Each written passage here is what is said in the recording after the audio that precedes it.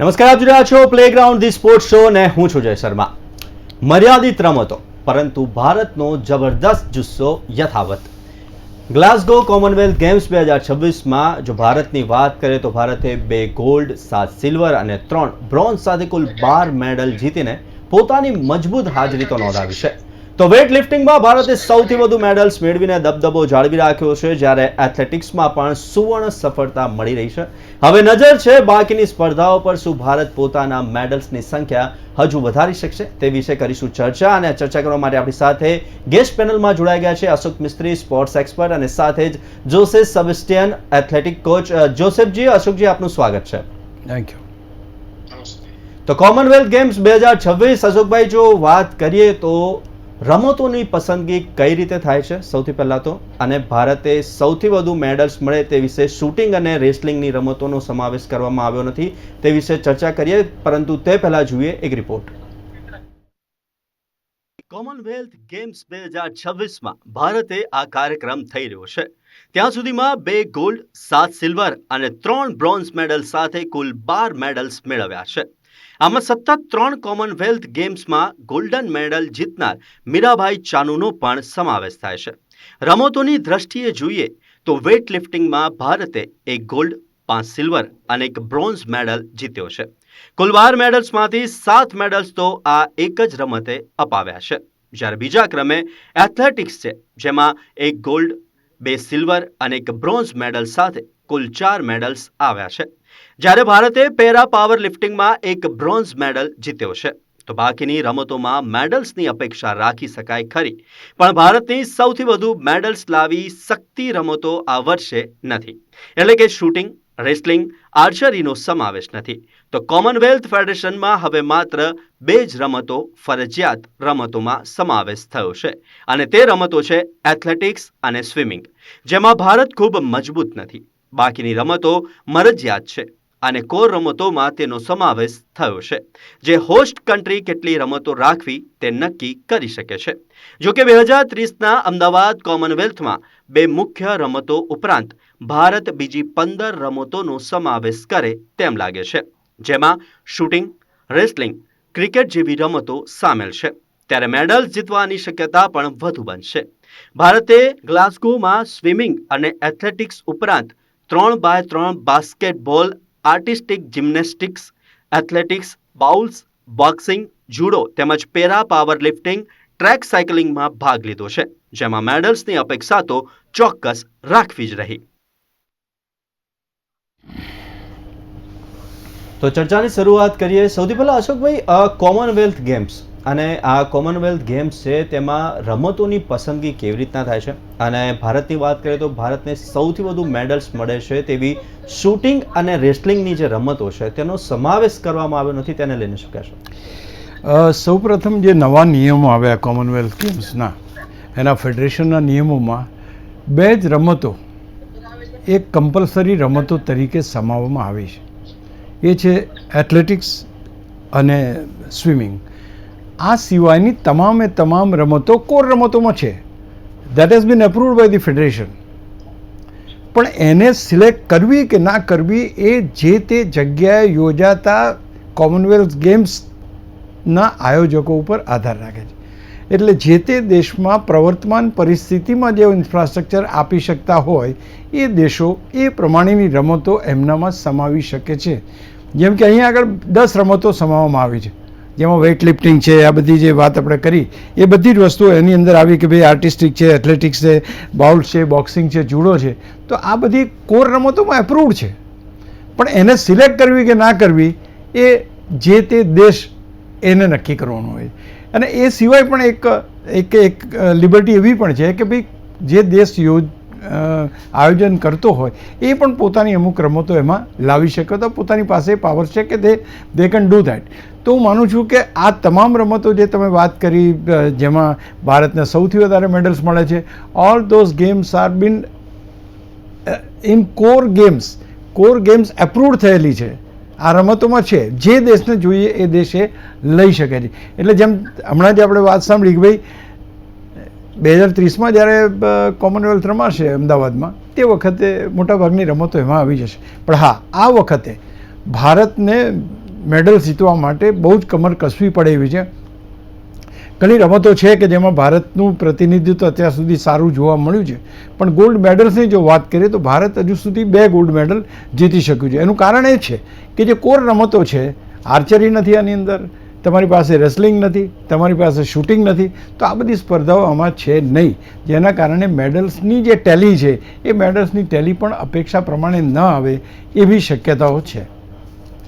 જોસેફજી, ભારતે ગઈકાલ સુધીમાં 2 gold medal, 7 silver, 4 bronze, total 12 medal જીતે हैं. ભારતને આટલા ઓછા મેડલ્સ અત્યાર સુધી મળ્યા છે. કઈ રમતો હજુ બાકી છે કે જેની અંદર ભારત વધુ મેડલ્સ મેળવી શકે છે? વેલ, એથ્લેટિક્સ વિશે હું વાત કરીશ વધારે. 32 મેમ્બર્સ આપણે ગયા છે આના અંદર, અને જેમાં 22 મેલ અને 10 ફિમેલ છે. અને આના અંદર આપણને ખાસા મેડલ આ વખતે મળવાના ચાન્સીસ છે.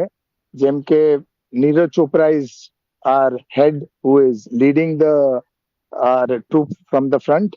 અને એના જોડે જ જો જેવલિનની હું વાત કરીશ તો નીરજ ચોપરા છે, મુરલી શંકર છે, અને આપણા Rohit and Yashveer Singh, apart from Neeraj in javelin throw, and Murli Srishankar, Lokesh and Satyanand is there in long jump. જેના અંદર મુરલી અને લોકેશ ઉપર આપણે મેડલ માટે ચોક્કસ આપણે રાખી શકીએ છીએ આશા. પછી હાઈ જમ્પ આવે છે. હાઈ જમ્પ ના અંદર Tejaswin Shankar is a sure medal tally for us. Along with him, we have Sarvesh Anil Kumar is also there. Apart from that, throws ની વાત કરીએ તો તેજેન્દર તૂર ઓલરેડી લાસ્ટ જે જકાર્ટામાં જે થયું હતું એ વખતે એને ગોલ્ડ લીધા હતા ત્યાં with a new Asian record also. So I think this time also we are looking at a medal from him for sure on top 3, and along with them him આપણા સમરદીપ સિંહ છે. સમરદીપ સિંહ બી એવા લેવલે ફેંકે છે કે આપણે એના પાસેથી બી આશા કરી શકીએ કે ભાઈ આમાં બી આપણને મેડલ આવી શકે. પછી આવે છે ટ્રિપલ જમ્પ. ટ્રિપલ જમ્પના અંદર સેલ્વા પ્રભુ છે અને પ્રવીણ ચેટવાલ છે. They can be, but we cannot count sure shot on it. But yes, they are also equally for a medal in that. પછી આપણા મલ્ટી રનર્સના અંદર આપણે આવે જોવા જઈએ, હર્ડલ્સ છે, એના અંદર ગુરવિંદર છે, અનિમેશ છે અને ગુલવીર સિંહ છે. તો these are the main male athlete I would say for India. અને વુમન્સમાં જોવા જાય તો Parul Chaudhary is always there, જે આપણા 3000 સ્ટીપલ ચેસમાં છે અને 5000 મીટર્સમાં બી એના છે. અને મેડલ માટેની વાત કરો તો પારુલ ઇઝ શ્યોર શોટ. આ બંનેમાં બી આપણા મેડલ તો છે જ. પ્લસ પૂજાના high jump, because right now I think she is one of the best in Asia. તો હાઈ જમ્પમાં પૂજા પાસેથી આપણે અપેક્ષા કરી શકીએ છીએ. Manpreet already a medal winner in the past Asian Games, તો એના પાસેથી બી કોમનવેલ્થ ગેમ્સમાં આપણે આશા કરીએ છીએ. અને પછી ડિસ્કસ થ્રોના અંદર આપણા પાસે છે સીમા છે અને નિધિ રાની છે. સીમા ઇઝ અ ઓલ્ડ વોરિયર, આપણા સૌથી એક્સપિરિયન્સ્ડ આપણા થ્રોવરમાંથી છે વુમનમાં. અને એ સિવાય આપણે 10,000 મીટરમાં રવીના એન્ડ પ્રિયંકા બંને સારા છે. રેસ વોકિંગમાં બી છે આ બંનેના. અને એ સિવાય સ્પેશિયલિસ્ટ આપણે what I feel is India can do the best in mixed relay. તો મિક્સ રિલેના આપણા ટીમ બહુ જબરદસ્ત છે. તો એના અંદર બી આપણને શ્યોર શોટ મેડલના ચાન્સીસ છે, જેના અંદર અંશા બાબુ છે, રક્ષદીપ કૌર છે અને પછી નીરુ પાઠક છે. તો these are girls from women team we are expecting in the 400 relays and the mixed relays. એટલે કે સેબેસ્ટિયનજી, આ વખતે ભારતને હજુ વધુ મેડલ જીતી શકે છે. અશોકભાઈ, કોમનવેલ્થની વાત કરીએ તો કોમનવેલ્થમાં ભારતનું વેઇટ લિફ્ટિંગમાં સૌથી વધુ મેડલ જીતીને શાનદાર પ્રદર્શન થયું તેમ કહી શકાય. એટલે બિલકુલ કોઈ પણ રમતોત્સવ હોય જ્યાં દેશને મેડલ્સ લાવવાની વાત હોય ત્યાં આગળ એ રમતો ડેફિનેટલી લોકપ્રિય થઈ જાય કે જેમાં મેડલ્સ આવે. વેઇટ લિફ્ટિંગમાં મેડલ્સ આવવાનું મીરાબાઈ ચાનુને આપણે જાણીએ છીએ કે સતત 3જી વખત એમણે ગોલ્ડ મેડલ મેળવ્યો છે. એટલે આ બધી રમતોમાં એક તમારી પાસે એક ફિગર હોવી જોઈએ. જેમ વિરાટ કોહલી ક્રિકેટમાં છે, મીરાબાઈ ચાનુ વેઇટ લિફ્ટિંગની અંદર છે, નીરજ ચોપરા તો કે ભાલા ફેંકમાં છે. So you have to have some idol. તમે એને જોઈને આગળ વધી શકો. અને ધેટ ઇઝ ધ રીઝન કે એ જે કોર ખેલાડી આપણી પાસે જે ગોલ્ડ મેડલિસ્ટ છે એ આપણી સાથે છે. એટલે બાકીના જે ખેલાડીઓ છે એમનું મોરલ બૂસ્ટ કરવા માટે પણ અથવા તો જે એમની શક્તિઓ છે એ શક્તિઓ વધારે સારી રીતે લાવી શકે.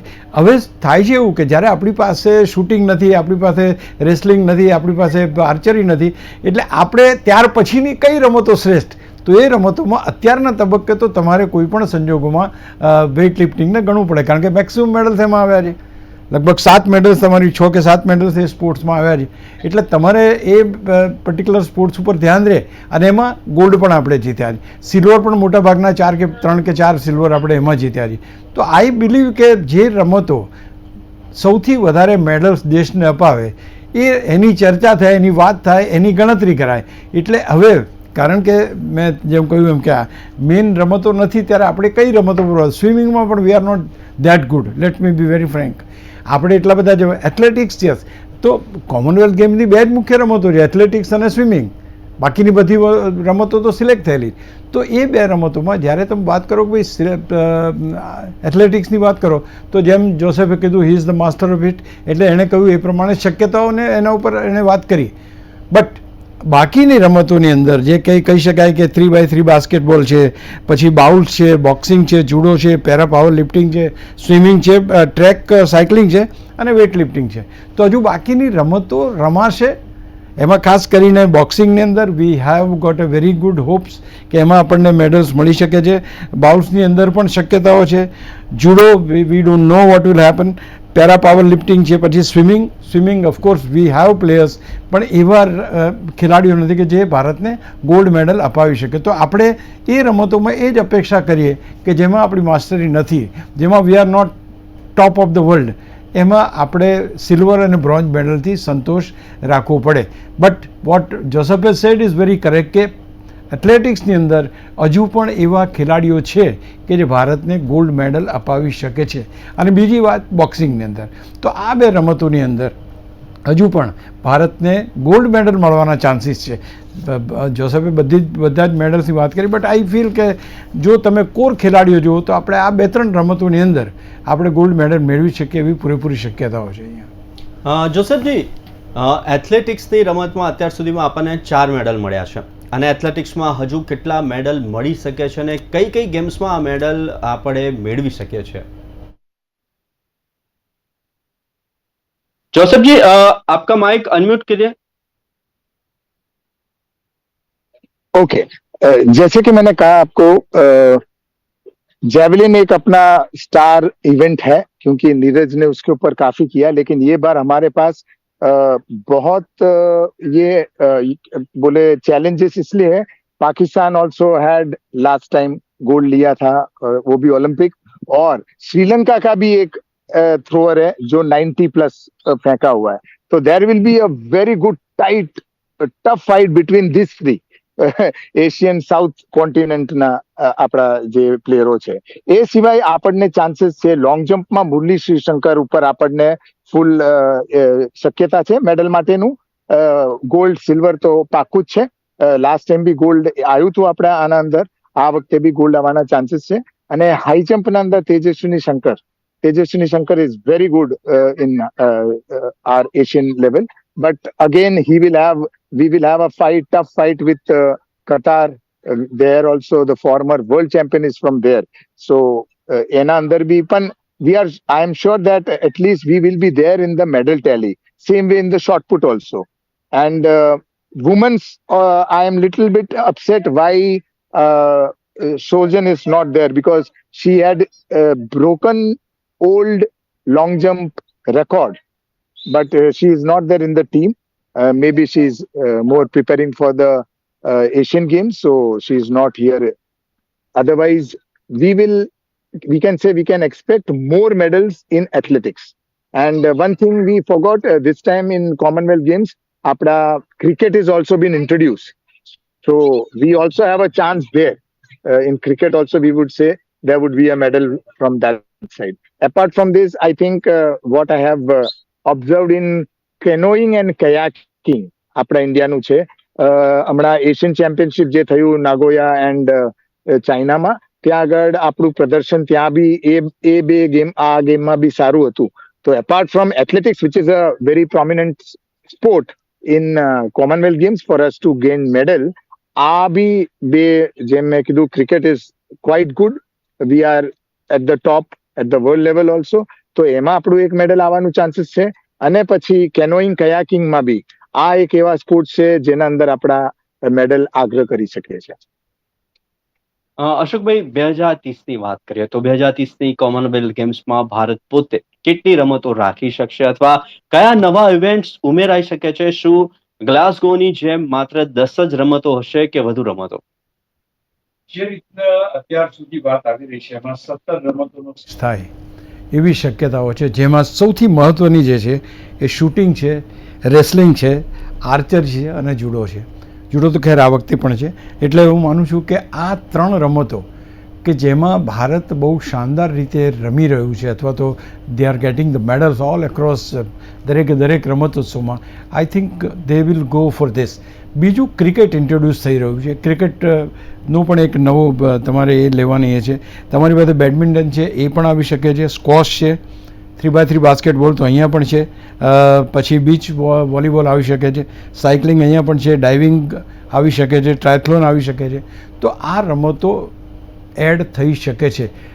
ગુજરાતનું ઇન્ફ્રાસ્ટ્રક્ચર એ મોટાભાગની રમતોનો સમાવેશ કરી શકે એવું બન્યું છે. એટલે અહીંયા આગળ શૂટિંગની વાત હોય કે પછી રેસલિંગની વાત હોય તો એ તમામ માટે ઇન્ફ્રાસ્ટ્રક્ચર બહુ જ સારી રીતે ઉપલબ્ધ છે. અને એટલા માટે it will be the prerogative of the country.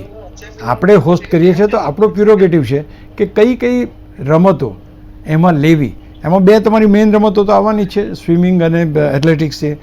ત્યાર પછી તમારે કઈ કઈ રમતો લેવી તો એ વસ્તુ આવશે કે જેમાં athletics, para athletics, swimming, para swimming, cricket છે, હોકી છે, ટેબલ ટેનિસ છે, આર્ટિસ્ટિક જિમ્નેસ્ટિક છે, બોક્સિંગ છે, બાઉલ્સ છે અને નેટબોલ છે. તો આ બધી રમતોનો સમાવેશ એ અમદાવાદની અંદર જે રમાશે કોમનવેલ્થ ગેમ્સ એમાં 2030માં હવે જ આવશે. એટલે 4 વર્ષે એકવાર રમાય છે, એટલે 4 વર્ષ પછી આપણને આ બધી રમતો ફરી પાછી જોવા મળશે.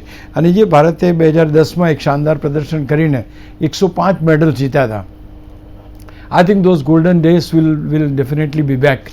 અને એ 2030માં આપણને એનો અનુભવ થશે. કારણ કે જે કોઈ ખેલાડીઓ તૈયાર કરી રહ્યા છે, તૈયારીઓ કરી રહ્યા છે, એ બધાના માટે પોતાની જે કેલિબર છે શો કરવા માટે ભારતમાં અને ખાસ કરીને અમદાવાદમાં એ તક ચોક્કસ મળશે.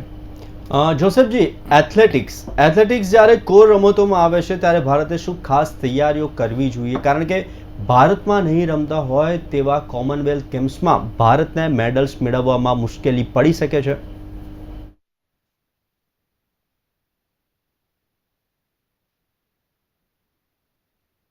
જી જોસેફજી. ફર્સ્ટ એન્ડ ફોરમોસ્ટ આપણા માટે સૌથી મોટું ચેલેન્જ અત્યારે ખાલી એથ્લેટિક્સ માટે જ હું નહીં કહીશ, બધા ગેમ્સના અંદર જે છે એ ડોપિંગ વસ્તુ છે. કારણ કે સારા એથ્લીટો આ વખતે એશિયન ગેમ્સ માટે બી અમુક ડ્રોપ થયા છે, બધા ગેમ્સમાંથી થયા છે. તો આ આપણા માટે સૌથી જે ડેન્જરસ એક વસ્તુ છે, આમ કહેવાય ને માથા પર લટકતા તલવાર કહેવાય, તો એ ડોપિંગ ઉપર છે. તો we have to see that none of our athletes જે બી સ્પોર્ટ્સના હોય એ પ્લેયર્સો ડોપિંગના અંદર આઉટ ના થાય, એ સૌથી વધારે. અને એ સિવાય આપણા જુનિયર્સ અંડર 23, અંડર 20ના અંદર જે આપણા પ્લેયર્સો જે તૈયાર થયા છે, દે are gating on to the world level અને એશિયન લેવલ. તો એ લોકોને આપણને હજુ આગળ ગ્રેજ્યુએટ કરવું પડે. કારણ કે from under 20 they move to 23 to open like that. તો એવું નહીં થવું જોઈએ કે જે 23ના અંદર આટલા આઉટસ્ટેન્ડિંગ વર્લ્ડ લેવલ પર હોય કે એશિયન લેવલ પર હોય, જે જુનિયર્સ આપણે કહીએ એ એથ્લીટો આપણે ઓપન લેવલ પર આવતા ખોવાઈ જાય, કાં તો પછી in some kind of doping thing they are out of our આપણા હેલ્પમાંથી બહાર જાય. કારણ કે આ લોકો રહેશે તો આપણા ઇન્ડિયા માટે definitely medal મળશે. Secondly, India has already in AFI they have already targeted few events in which India is doing very good. તો એવા ઇવેન્ટો વધારે ને વધારે આપણા નેશનલ લેવલ ઉપર થાય છે, એના વધારે ને વધારે કોમ્પિટિશનો થાય છે, તો જેમાંથી હજુ આગળ ભવિષ્યમાં હજુ એ ઇવેન્ટોમાં વધારે પ્લેયર્સો બનશે. તો આપણે આ બધા અમુક પોઈન્ટો ઉપર કામ કરી રહ્યા છે, અને એ જ રીતે બીજા ફેડરેશન અને એસોસિએશન બી કામ કરતા છે. હજુ એક આપણે ભૂલી ગયા ચર્ચા કરવામાં, table tennis is also one of the event where India has been doing quite good, જેમાં આપણે ઓલિમ્પિક લેવલે બી આપણા ટીમ જતા છે, પણ લાસ્ટ ટાઈમ એટલું નહીં જોવા મળ્યું, પણ વી have to work on that. કારણ કે હું એમ વિચારું છું, એકવાર તમે એક ઇવેન્ટના અંદર તમે શો કરો છો તો એ પછી કન્સિસ્ટન્સી હોવું જોઈએ. It should not be like a rain કે આજે આવ્યું પછી અઠવાડિયા સુધી વરસાદ જ નહીં પડતો, એવું નહીં હોવું જોઈએ.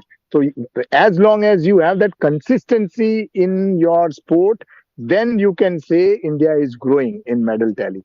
So we wish the whole entire Indian team there all the best, and we wish more medals to come in coming days from the Commonwealth Games. અશોકભાઈ, જે રીતે ભારત તૈયારીઓ કરી રહ્યું છે અને જે રીતે ઇન્ફ્રાસ્ટ્રક્ચર બની રહ્યું છે, તેમાં ભારતે કોમનવેલ્થમાં મેડલ્સ જીતવા વધુ મહેનત કરવી પડશે. કઈ રમતોમાં ભારત પોતાનું પ્રભુત્વ પ્રસ્થાપિત કરી શકે છે? તો એ પ્રસ્થાપિત ઇન ધ સેન્સ અત્યારે જો સારા કેમ્પ્સ ચાલી રહ્યા છે, શૂટિંગ છે, રેસલિંગ છે, કે જેમાં આપણે બીજું શું થાય છે કે when you are getting gold medals from this particular sports, બાકીની રમતોને એક પ્રોત્સાહન મળે છે ને, they wanted to do something better. તો ઇટ ઇઝ વેરી એસેન્શિયલ કે આપણી જે કોર રમતો છે, આપણી કોર રમતો રેસલિંગ છે, આપણી શૂટિંગ છે, આપણી આર્ચરી છે, તો આ બધી રમતોનો સમાવેશ થાય.